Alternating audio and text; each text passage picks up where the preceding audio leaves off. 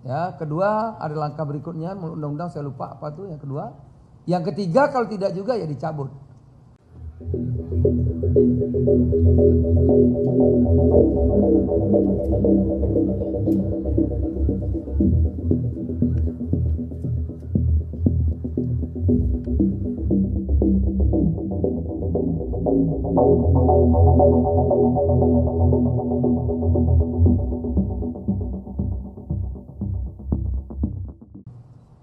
Nah tentu kalau setelah disurati, diberikan informasi seperti ini, sosialisasi, yang minggu depan saya kira udah beres.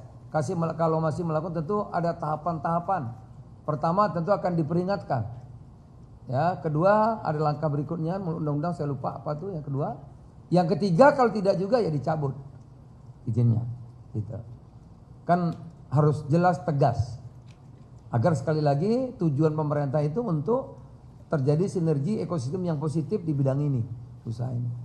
Jangan sampai ada usaha tetapi membuat resah, merugikan yang lain, gitu. Oleh karena itu ini harus kita kerjakan, kita lakukan Permendak 31 2023 ini agar ekosistem usaha ini terus berkembang, saling menguntungkan antara satu dengan yang lain.